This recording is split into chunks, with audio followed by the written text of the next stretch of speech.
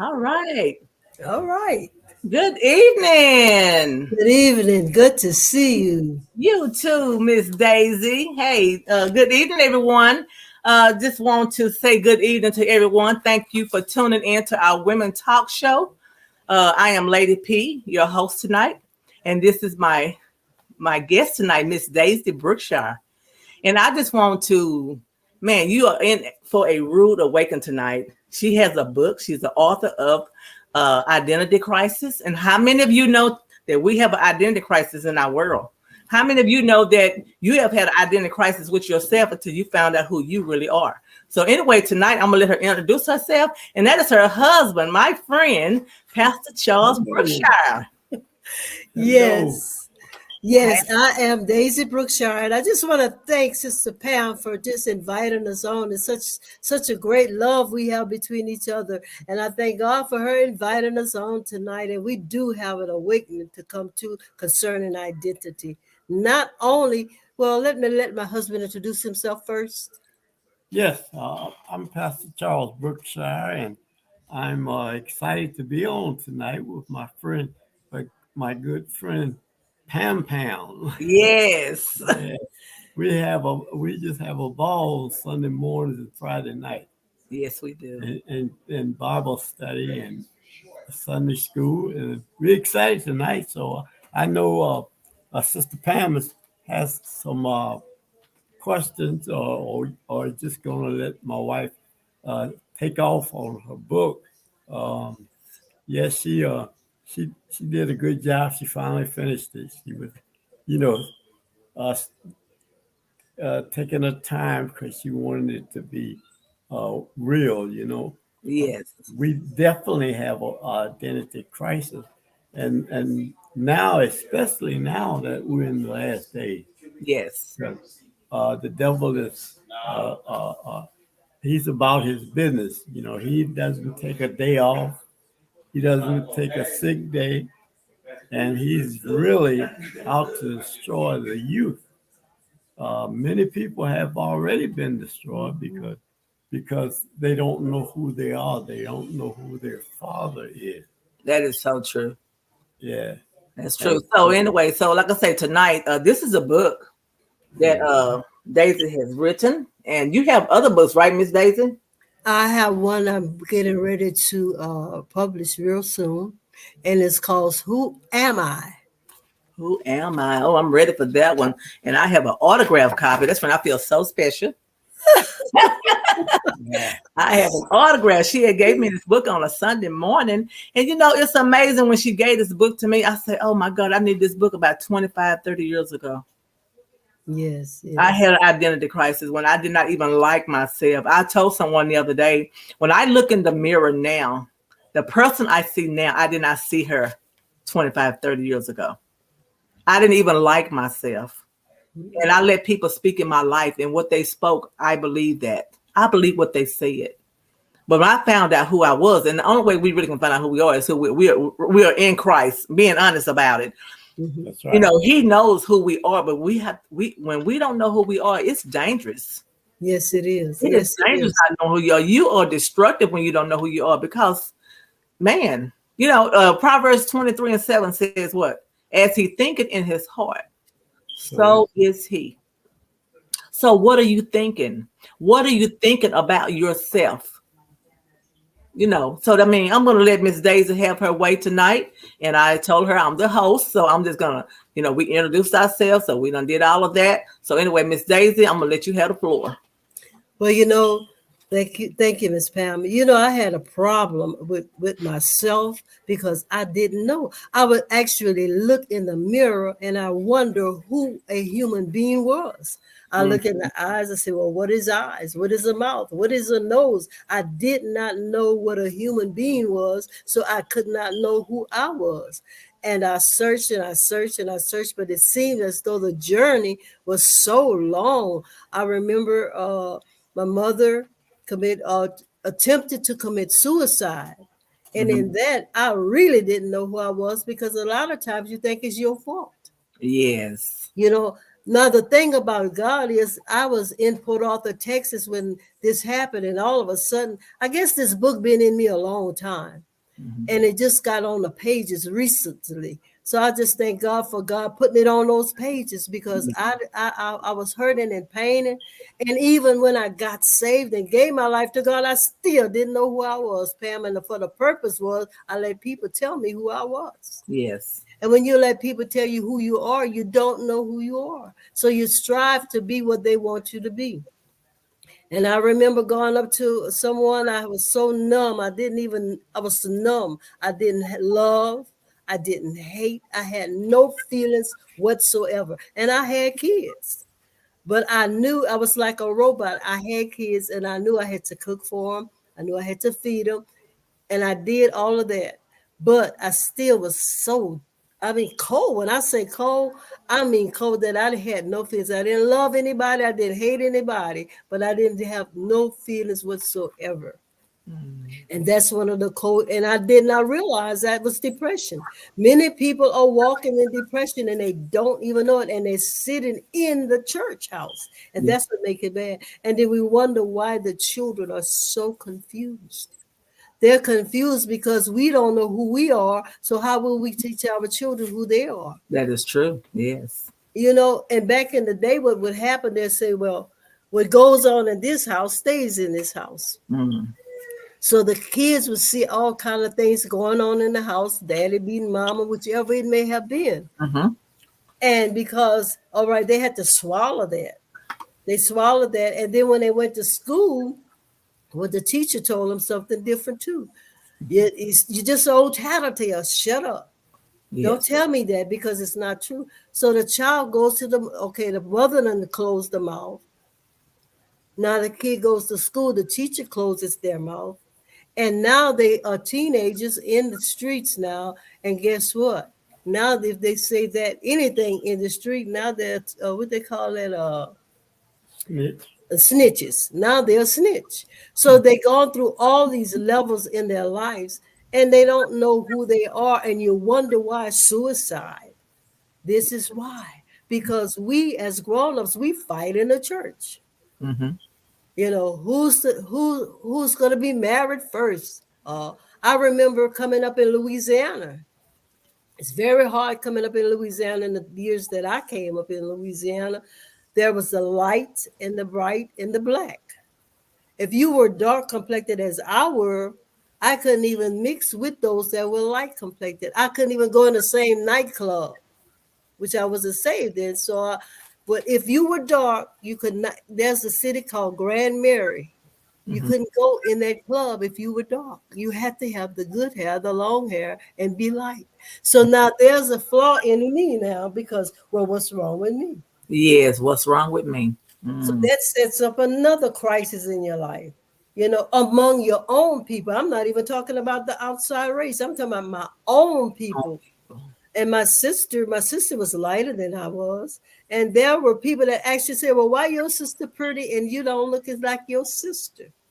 Another identity crisis. So I'm just going on day after day after day, confused. But yet, when you make the most noise, the people that make the most noise are the most ones that's looking for identity. Mm-hmm. Even when I went in the military at 18 years old, now I always had this thing inside of me. I try to read people. So undoubtedly discernment had been there all the time. I would actually go in the balcony and look down on the floor where everybody was dancing, and I would pick, something wrong with this. And no, I know she's got an issue. Yeah. Now I'm seeing all these things, but I don't know who I am. Mm. This is what happens with people that don't know who they are. They begin to judge other people. They do, yes. So, and because they don't know who they are, they'll down you, make you feel like you're nobody. And then they want to lay hands on you. Mm-hmm. No. Like you said, Sister Pam, people had you all messed up as well. And I was messed up too. I can remember being in a crisis where everybody in the church that I was in, we don't call church names, but the church that I was in was all these beautiful women. I mean, beautiful women. And there was no vision for ministry. The vision was for marriage. Mm. So everybody that was in the ministry, the moment you see a young man walk in the door, well, you know, the yellow one got him first. The yellow one got him first. That's funny. Because But there that is was so no, true, though. That is true. Because you know what? I heard a guy say, even when you're in prison, Mhm. he was talking about how the dark people and the light people, they get the better food that they're like. I don't know how true that is. That is. I'm sorry. I don't know how true that is, but I'm just saying color. You know, dark people or light people. Oh my God. Yeah. And so we say Black Lives Matter. Yeah. Lives matter. Yes. But why don't we just say Jesus matters? Right. Because if we can get him to matter in us, then we won't worry about all this other matter, because then we'll know who we are, and nobody can tell us anything because I know now that I'm a queen. Yes, that's right. And God, and he has given me anything I ask for, as long as it's in his will, because identity comes from knowing that he is your father, and he's made you a queen to him. Yeah. All we need, you know, in the world, like the lady that just died, the queen that just passed away in London. Hey, we are even she's a natural queen, but God has made us that spiritual queen. And we are queen forever and ever until eternity. We don't pass away, just pass away. We're going on to another level of a queenship. That's what I said, another level of queenship. Yes. So I know that I'm a queen because going through the traveling of identity crisis, confused. Even you notice how kids are confused in school. Pay attention. A lot of times kids are ignored because they have special issues in school. So they standing alone in the corner all by themselves. And this child sees the people and he knows what they're thinking. And so all he hears in his heart is kill, murder, suicide. Yes. Because nobody has paid, nobody stops by to say, how you doing? Are you okay today? And then maybe the teacher might say, goodbye, go to class. We just brush things away, but it's the crisis. These kids are crying out for help. Every time one says something that you don't think is necessary, hear them. I have spoken with many young people. Yes. And you know what they tell me? We don't listen to them. This is why they are in their crisis. We don't listen. The moment we see them do something, rather than say, well, why did you do that? Come on, can we talk? Let's talk about it. And then you'll find out maybe the kid stole some food because he was hungry. Maybe he didn't have anything at home, but you push, stop stealing, boy. Boy, you need to stop that. And so when we do that to a kid, he's losing his identity. Yeah. And then he become hopeless, and hopelessness brings sorrow. And then there's no hope. Then they commit suicide. I have a friend, we hosted her just recently. She's a professor in Baton Rouge at Southern University. Her son, at 13 years old, committed suicide in the house, hung himself in the closet. He asked his mother, he said, Mother, would you please buy me some suspenders? Bought some suspenders, and that's what he hung himself with. Now, we hosted her on just recently on the TV broadcast, and I tell you, she heard it, even though it's 2 to 3 years now. This lady still hurts, but she's getting better. Yeah. But you never forget.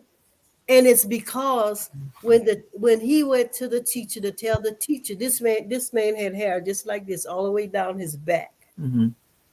The kids cut his hair, and he was saving the hair for a cancer patient. Called upon the teacher to tell her about what happened. No response. He'll be all right. He got a lot of hair. This is what the teacher told the mother. Oh, don't worry about it. He has a lot of hair. Yes. So when that happened, she went to her and said, now what about his hair? She was hurt and pain, but they wouldn't let her go. They had to stop her because she had almost lost it because it happened in her house. Her child cried out and nobody was there. Nobody listening. Nobody listens. They are crying out, Miss Daisy. They are crying out. I mean, yes, We Yes. cried out. Didn't we cry out too? Yes, we did. No, we Yes, can we did. relate. I cried out. I was crying out sometime in silence. That's right. I felt like it was silence. Even when I was talking, I don't think nobody really heard me. You know, you're hurting because you can't fit in when you're younger. You got so many cliques. Clicks. And I've never liked cliques. I've never been in a clique in my life with nobody. I'm talking about you have church cliques. You had cliques when you was in high school. You have cliques. I mean, everywhere it's cliques. And a lot of times when a person feel like they don't fit in with your clique, you make them feel like they're not part of your clique, or it's something wrong with you to why you're not part of our clique. A lot of times the young people right now, look at our young people now. It's an image. I look at the videos on TV. Yes. Look how the girls are dressed. Look how the boys are dressed. All the gold chains around their neck. It's an image. And they out here now, they trying to look like the videos on TV. Identity. And if they're not thin, they're not thin enough. So what they do, they go and eat food and then they make themselves throw it up just to be a size.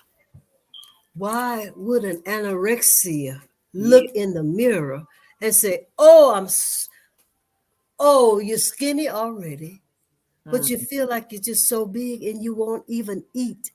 That's a problem. You have a problem. They think they're fat. Yes. They think they're so fat. Yes. And they just regurgitate everything they eat, everything that they eat. And they're looking like a skeleton in the mirror, but they still see themselves fat. Yes. That's why they have an issue, an identity crisis, trying to identify. And a lot of times this happens with models. They have to keep that mentality of being beautiful. That image. And then they keep those images of being beautiful. And it doesn't work for them. We just had one, not too many months ago, killed herself. And she was beautiful. When I say beautiful, yes. She had a lot going on for herself.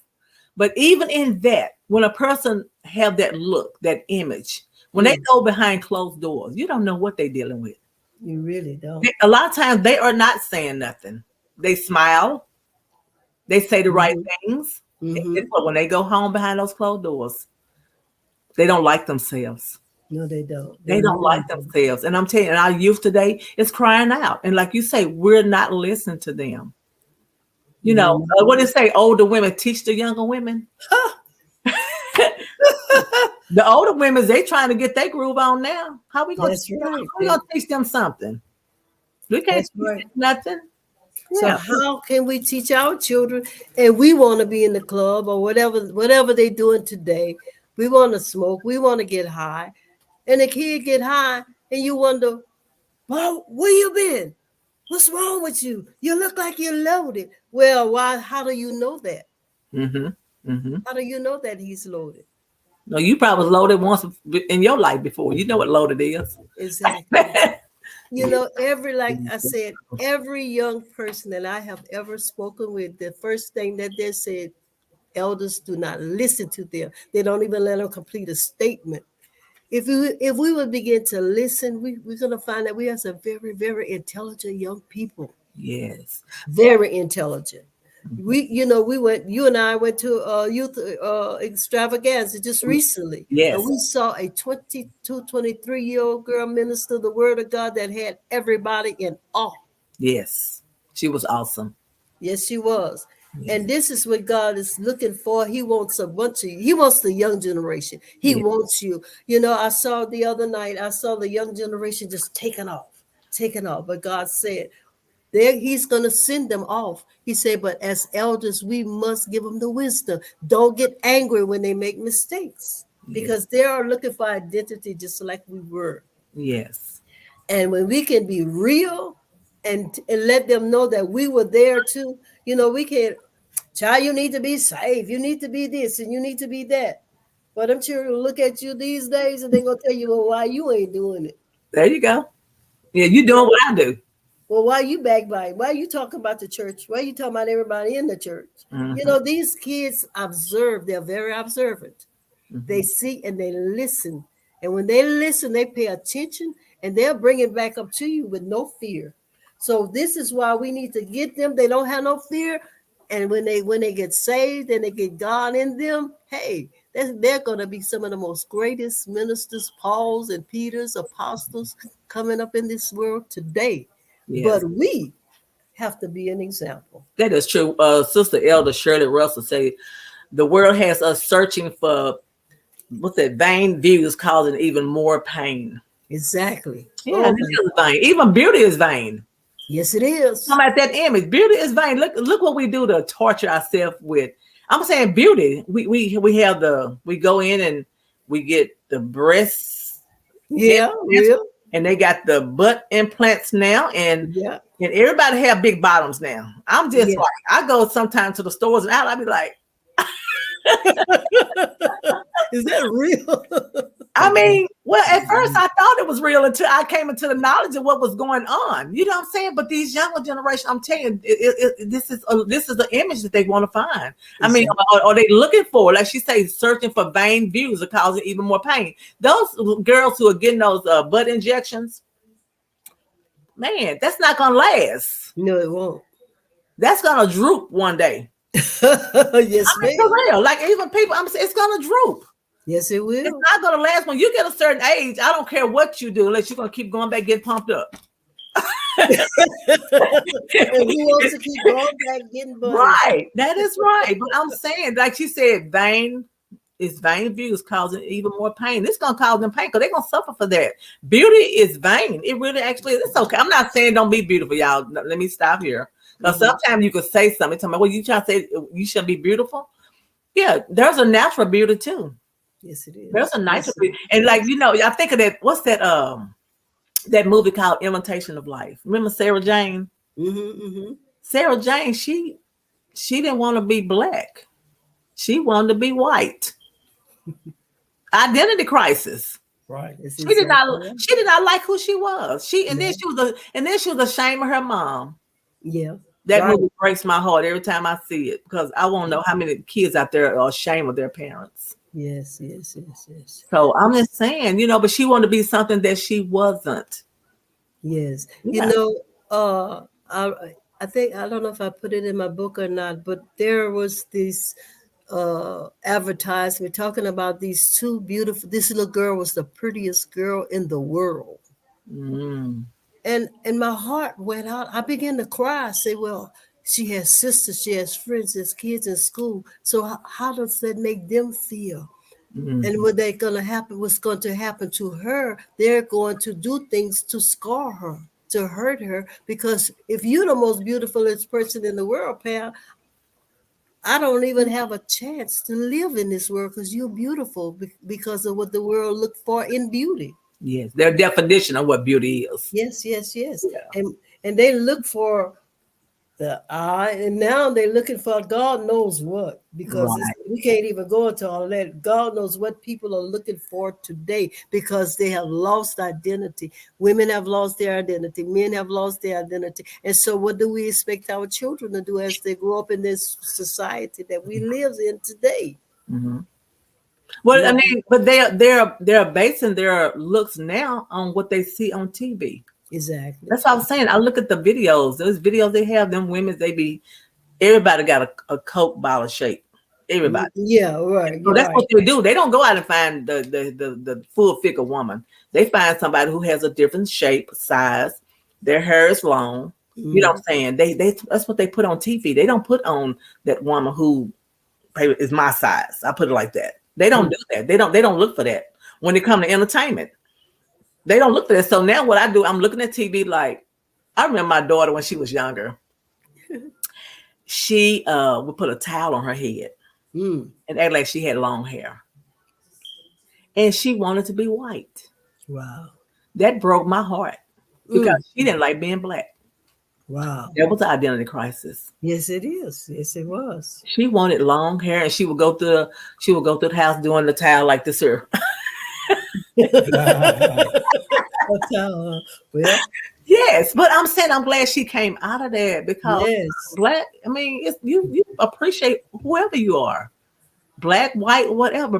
Appreciate you. You are fearfully and wonderfully made. Yes, I got hold to that scripture. the Lord say I was fearfully and wonderfully made. He took his time with me. Yes, and you are beautiful in the Lord. Yes, you're beautiful. Yeah, and when he took his time with me, oh my God. Okay, again, young people are searching for peace in the wrong places, causing death and destruction. The spirit of deception is rapidly causing youth to die young. That Yes, is true, Elder Shirley. That is so true. Yeah. yes, yes, yes. They are yes. searching for peace in the wrong places. Like, what's that say? We looking for love in the wrong places? Mm-hmm, mm-hmm. Yeah, yeah. But it's a false peace. Well, It's a well- false love, huh? well, we're being deceived by the world standard. Yes, we are. And what it is, the Bible says, my people perish for lack of knowledge. Mm-hmm. Yes, And the lack of knowledge is lacking who they are. We are children of God. God said he made us in his image and in his likeness. yes, And we were created to worship. But what happened, the enemy, the devil stepped in, and because we were naive and because we were created to worship, we begin to worship the creature or the creator. instead of the creator. Mhm. Right. So Yes, the media now it could be a good thing, but it could also be a evil thing, yes, wicked thing, Mm-hmm. because we emulate. And we emulate by what we hear out of our ear gates yes, and what we see out of our eye gates. And the media teaches us that we're supposed to be, like you were talking about, we're supposed to be beautiful and thin. yes, And so if we're constantly hearing that, we're constantly being bombarded with those words and those thoughts, then, like you said, as a man or as he we thinks, think it. Yes, yeah. and that's he and she. Yeah, either one. Yes, So if we're constantly being bombarded with those thoughts in yeah. our mind, then this is what we think. Mm-hmm. And if we're not according to what we hear, and we look in the mirror and we don't see what we hear, Mm-hmm. then we don't know who we are. That is true. But you know what, Pastor Brookshire, you have to be careful who's in your ear. That's right. That's right. That's right. I don't let anybody in my ear anymore. Mm-mm. If it go in there, it's going out the other way. It's not coming. It's not gonna even get in my heart, in my mind, or nothing. It's gonna. But I'm saying, be careful. It's like who is in your ear? That's my question tonight. Be careful who is talking to you, and don't accept anything because somebody say something to you. You don't have to accept that. That's right. Yeah, but once you keep hearing it and hearing it, no. And then you know what I tell people? It's not even what a person call you; it's what you answer to. Come That's on, it. now. That's right. That's right. I don't answer to what you called me. Now, back in the day, you would say something, and I guess in a sense, I was answering to it, even if I didn't answer with my mouth. I was answering to it. But so now I don't receive stuff like that. You can say stuff about me, and you can believe stuff about me. I don't care.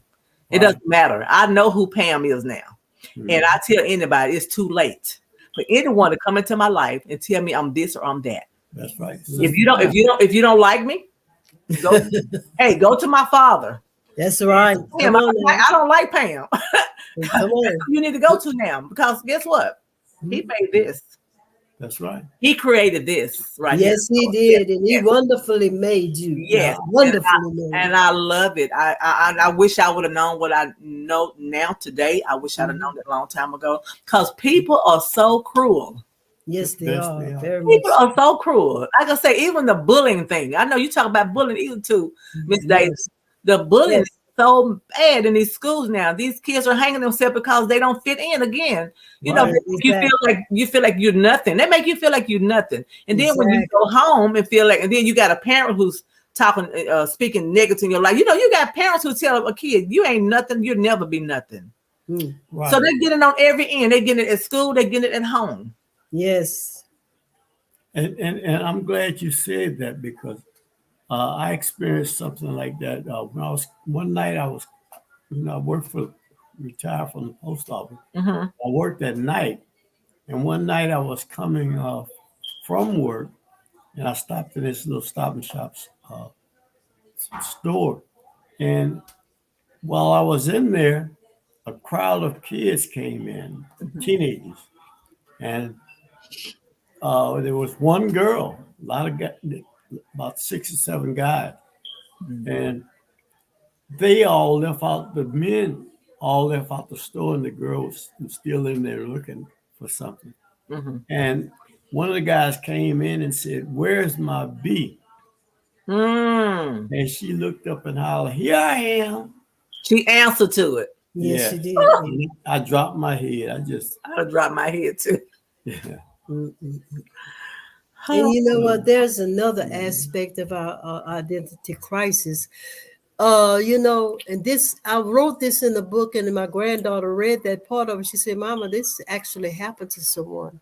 You know, these kids get pregnant, and they're talking about abortion and all this. But these kids get pregnant and they have the baby, but the mama's so proud that they don't, you know what, they cause these kids to hurt. The child wants the baby, but the mama's too, she don't want the name that her child had the baby. And what happened is the child had the baby, but the baby was raised by her auntie in the same house. So how you think that child feel? Her baby is being raised by someone and she can't even call it my baby. Identity crisis. Now, somewhere in this life, it's going to be a problem with somebody. Yes. All three, the 3 victims, they're all victims. Mm-hmm.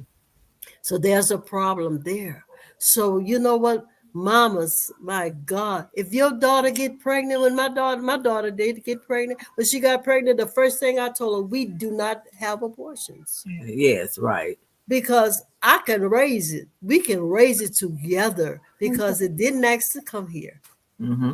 Right. You know, so these kids are crying out, and they used to show films of what happens when there's abortion. They used to show these films, and now they won't even show it Right. to cause people to change their minds. Mhm. They need to start showing them again. Even, you know, talking about identity crisis, even in marriage, it used to be where you would get your blood tests early. Mm-hmm.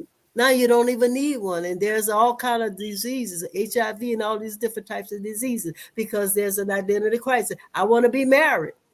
Mm-hmm. Why do you want to be married? You're not even trying to find out whether they have AIDS or anything, just because that's an identity. You need somebody to tell you who you are. Yes. And before you even get married, you need to know who you are, because if you don't know who you are, that marriage is gonna crumble to the ground. You're That is gonna true. fight with us all the time. That is true. Elder Sherry said we must be educated at a young age to learn to love and appreciate ourselves. And it That's does right. start young. Mm-hmm. Even that little bitty kid. That's right. If you don't teach that kid to love and you show them love, first of all, you got to demonstrate it to them. That's right. That's right. They don't know. You have to teach them what love is. You have to teach that, like even father. That's when fathers is supposed to be in the home. That's You're supposed right. to teach your daughter how a man's supposed to treat you. So That's when you get out there and he don't treat you right, guess who treated you right first? My daddy. Mm-hmm. He treated me right first. But see, we don't have daddies in the home to teach us that no more. So we Mhm. get out here and we looking for that daddy. Mhm. I know myself. Like I said, I had an identity crisis. I told someone the other day, I didn't want no young boy. I want an old man. I would not date nothing young. I was being honest. I wanted somebody seasoned. Well, I can tell you this. I have a family member that said the same thing you said, got an older man, and now she's divorced because she expected him to be what she thought an older man would be. So be wise. That's right. That is Be true. wise. But I'm saying identity crisis though. When I had Yes, it is. crisis, I didn't have a father in the home, so I guess I was looking Yeah. at that male, Yes. that male figure who had, like I could look up to. Yes. Half Yes. these guys we can't look up to anymore. Right. Mm-mm. And you know, How many can we say we can look up to really today? For real? No.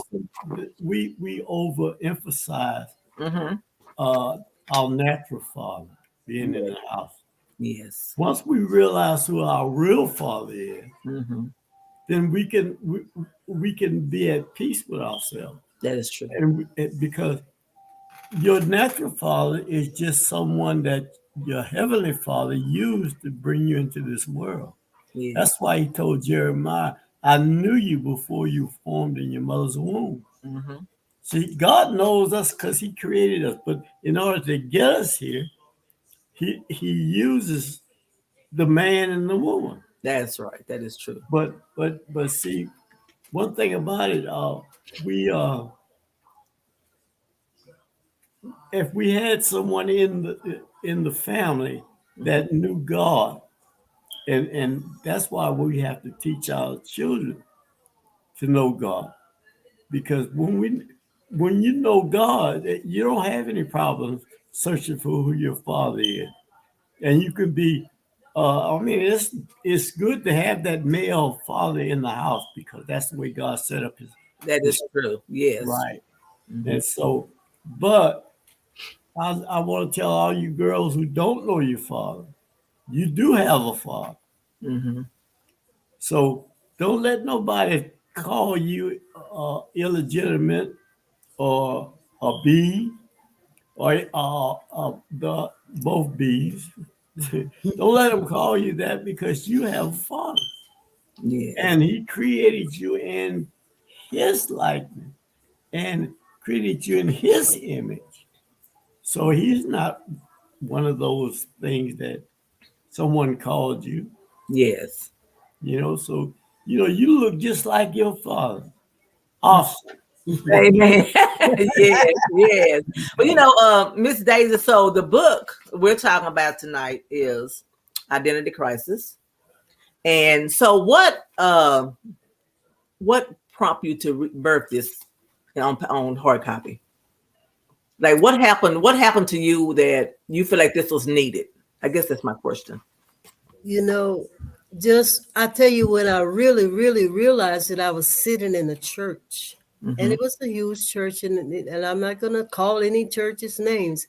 And it was so huge until I had friends that was a part of the ministry as well. Mm-hmm. But they were so engrossed in the man. He was looking at me, they said. How in the world is he looking at you and you sitting all the way in the back? Mm. Or we were having this conversation, they said. One said, "Oh, girl, I had a talk with him." You did? Mm. I said, where you met him at? I'm all this. Where did you go to his house? Oh, no, from the pulpit. He was talking to me. You talking about the pastor? Yeah, this is what the members were saying. Okay. Because they were caught up in him because he had a great name. Oh. And they were lying to themselves to make themselves believe he was watching them or talking to them and not saying, how sometimes we say the word was for me. Mm-hmm. No, it wasn't on that scale. It was on another scale of he was talking to me, girl.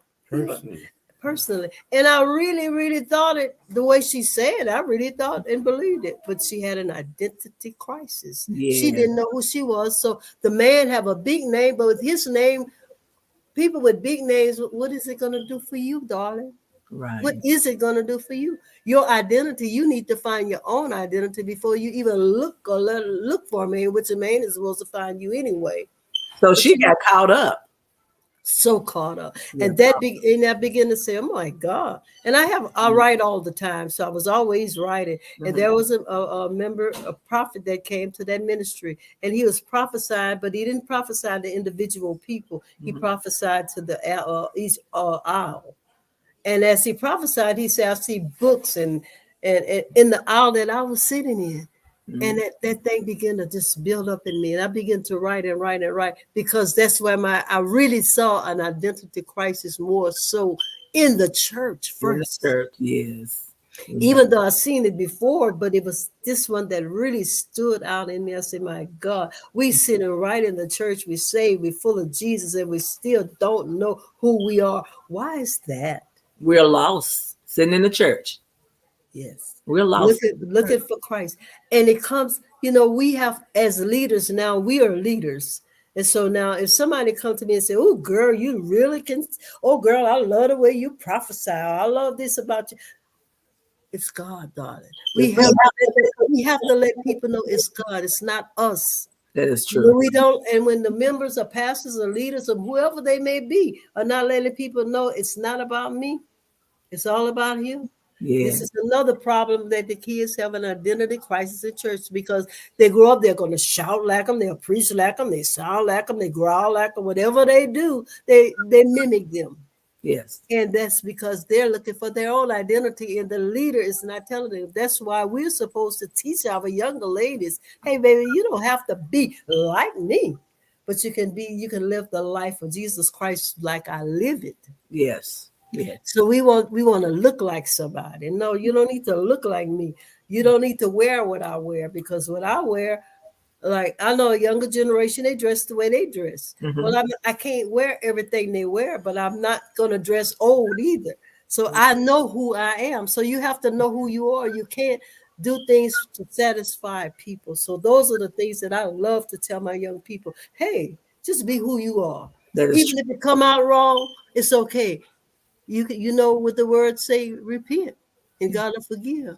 Even if you don't want that hanging over your head. Mhm. So you're Be teaching yourself. them, Yeah, they need- them along the way by being real. Just be real. That's all it takes, is being real. And I If you- like that. I if like you- that. Yeah, if you ever been hurt, you're gonna learn to be real. Yeah, I like that. What I'm saying about being real, because there's so many fake people. Yes. Oh, It's hard for me to be around fake people, Yeah. and especially if I sense that you're fake. I might not ever tell you that you're fake. Yeah. Sometimes I haven't, expressed it, but I can. You just know that they are. Yeah. They're trying to be something that they're not. Yeah. And the thing about it, but what about? I want you to speak to those people out there, or those. We don't ever know who's listening. Right. There are some people that's listening, maybe not, who they're young, they're not in the church. Everybody's not in the church. No, they're They have not. an identity crisis, and they're trying to find themselves, just like we were. We were searching. Mm-hmm. What do you tell that young person out there, whether it's a male or female? What do you tell them that's searching? They out here, they having a lifestyle that is not good. The lifestyle that they're headed right now is headed to destruction, because they trying to find them. I don't even know if they're trying to find themselves, but I want you to tell them, when you were younger, what did you do to get to where you are now today? Well, number one, when I was younger, Mhm. my mother drugged me to Sunday school. I didn't want to go, but I went anyway. So that was something inside of me, but I couldn't stay there because I didn't want to stay there. I didn't want to be that. I wanted to be what everybody else was doing. I wanted to be just like them. And so as I began to be like them, I found out that even, oh my God, wanting to be like other people just did not work, because the same people that I thought was my friends Mhm. almost poisoned me in a nightclub. Mm.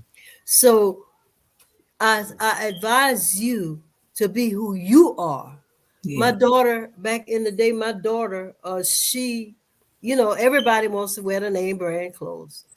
And the Guess jeans was in her day. Mhm. And I couldn't afford to buy her those jeans. So you know what I told my daughter? I said, you just turn your little self back part around and you tell them to guess. I guess. Yeah, you guess. I like that. So that's your jeans, you guess. Mm. Don't let them intimidate you about what you're wearing, Yeah. because you can't afford it. So my daughter is a very independent person, very nice, very friendly person, but she learned from mommy. Mhm. And mommy had to go through everything Mhm. because I had a mouth. Mhm. Yes. Would that I did not wanting to do what I wanted to do caused me to have a filthy, nasty, dirt. I mean, I could cuss like what they say, like a sailor. Mhm. So I build up this image of being tough. And you don't want to be that. You want to be the lady that God made you to be, the young man that God made you to be. But you have to just say, forget them. I am not going to allow you to change me. Yes.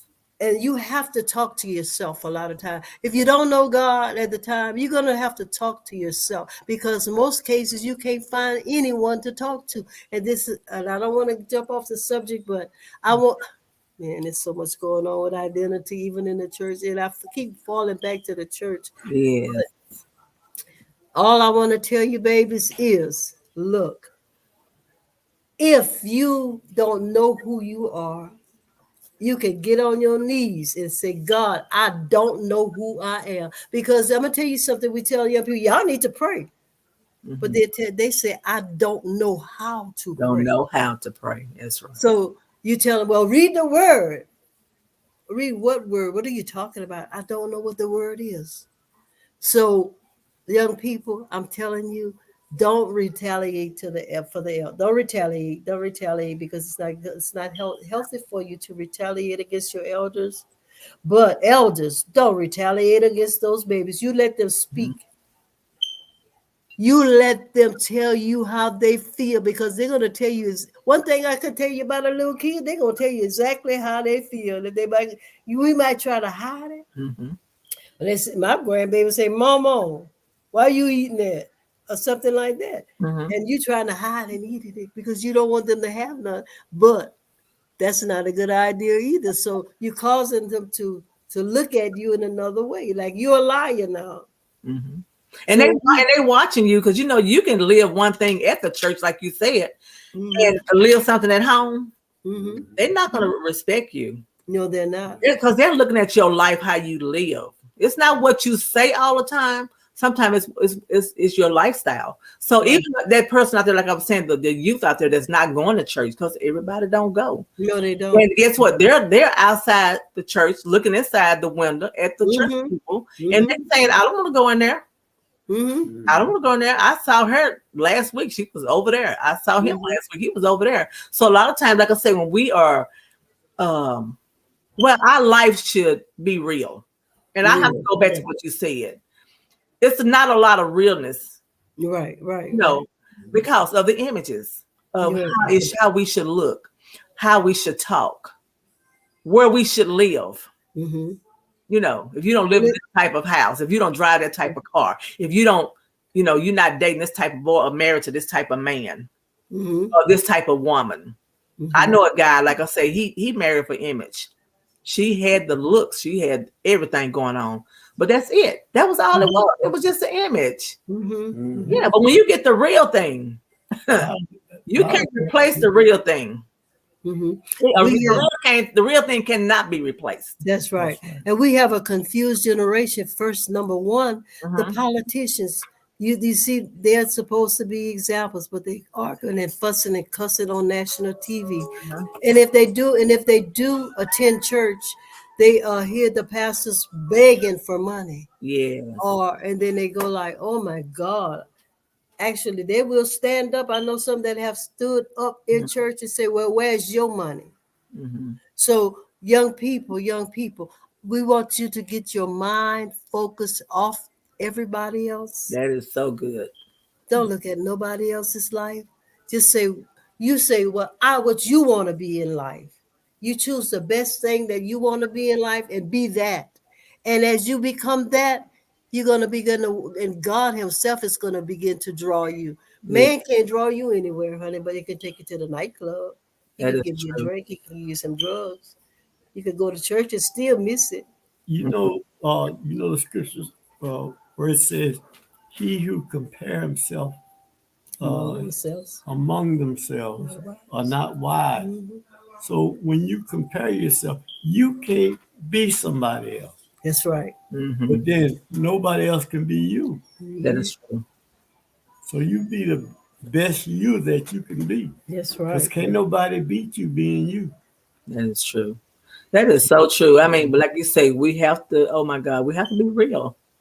Right. You know, and that's what and our young people, that's what they're looking for. They're looking for somebody that's real. You can say anything to them, but are you real? What are you saying? Is it true? Or if you're trying to tell me something, how can you tell me something if you don't know? I told someone the other day, I said, I don't know how to tell a person that's a crackhead. And I was a crackhead. That's right. That's right. I can't tell nobody how to be an alcoholic. I wasn't an alcoholic. But I can tell a person how I felt being rejected. Come on now. And I can tell you how rejection feels. And I can tell you how rejection can destroy your life. Just being rejected. If you don't know who you are, rejection will do something to you. Yes, it will. Yes, it will. And I didn't understand that. Now you can reject me all day long. Come on, I laugh at rejection now.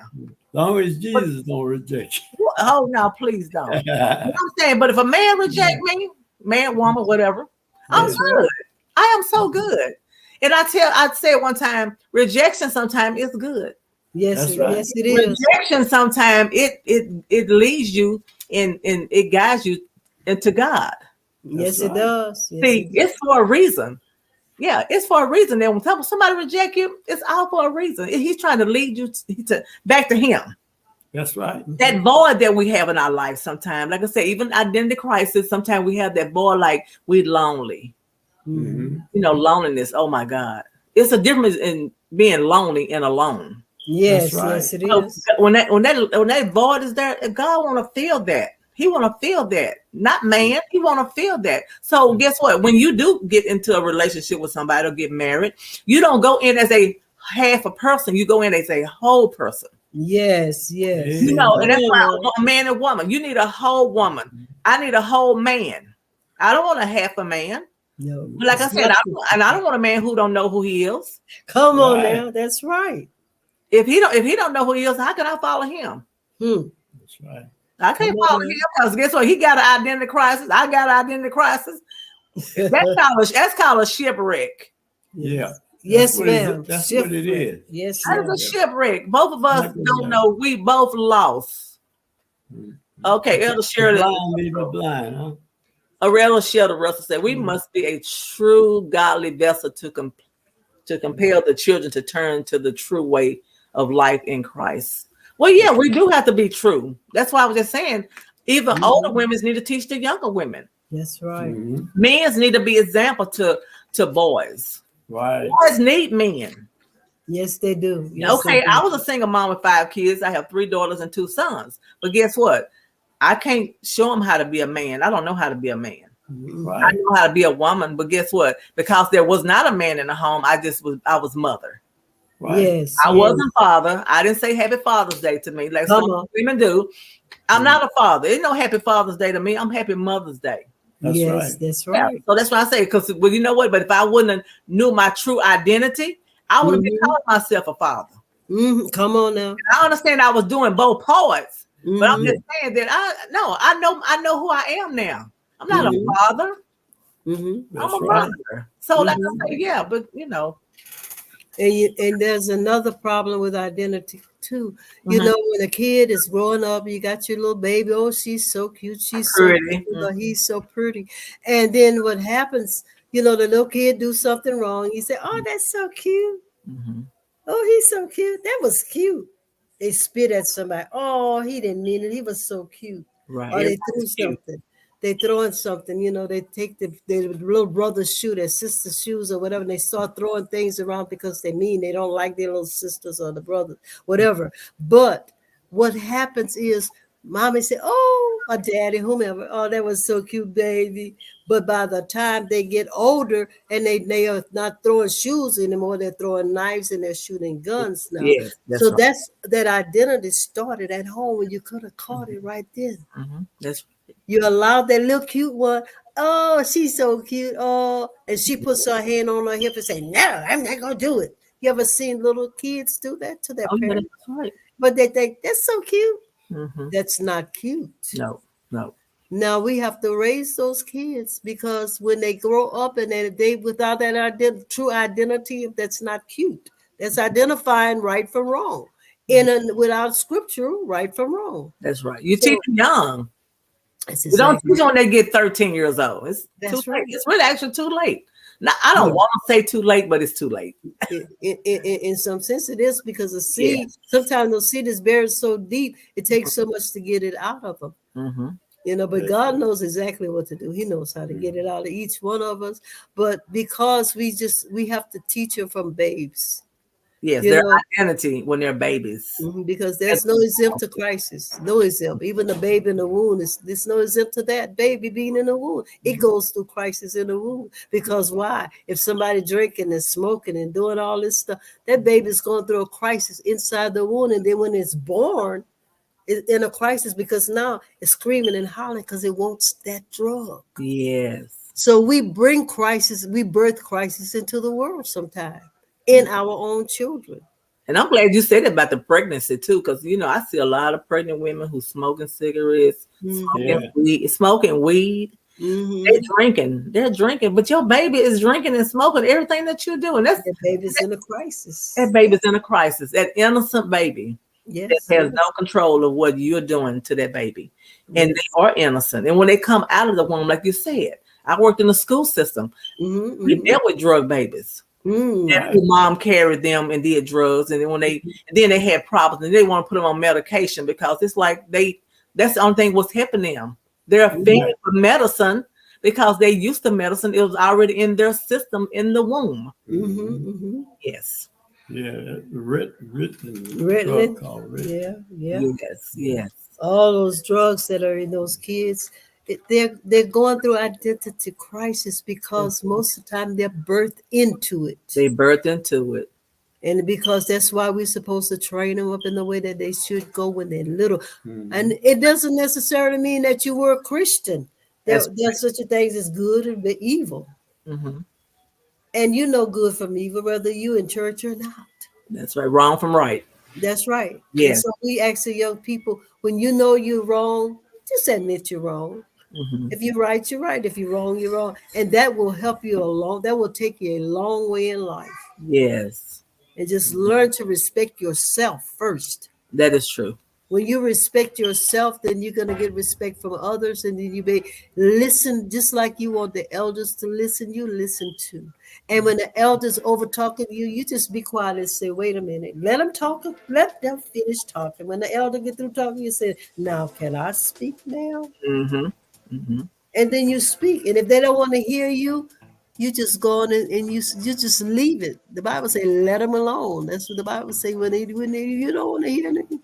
If you don't want to hear what I got to say, I'm not going to stand up and argue. Daughters, sons and daughters of God, little children, whether you're in God or not. Don't argue. Don't fuss. Just look inside of yourself and say, do I want to be this way or do I want to be that way? And you pull away. Well, no, I don't want to be that way. So I'm not going to step into that quality of life. That's true. You know what? We almost out of time. So what is your last thing you want to say that somebody out there needs to hear?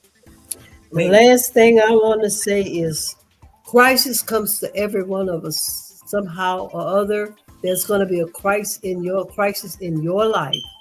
It depends on how you approaches it.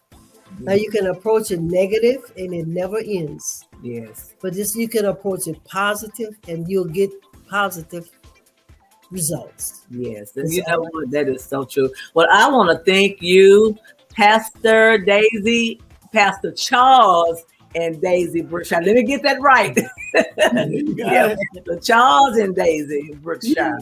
Thank you for being my guest tonight. Oh my God. This show was having some problems, but guess what? It came through. And I'm so grateful, because, you want to keep going forward when it comes to a door that's open. If that door is open and you should walk in, you want to continue to keep walking in there and not like if it's shut, it's supposed, but anyway, it all worked out tonight.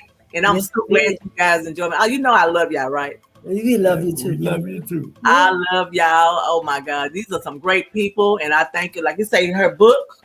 And how can they get this book? Go to Amazon.com. Put the name of the book in and the author, Daisy Brookshire. All right. Did y'all hear that? Identity Crisis. Great book. And like I say, I'm not through reading it, but what I have read, I'm telling you, it has my attention. And again, I wish I had this book 25, 30 years ago. Because like I say, it was needed then and it's needed now. So thank you guys and y'all have a great night. All right, you too. All right, you too. All right, bye. Bye-bye. Love you. Love you too.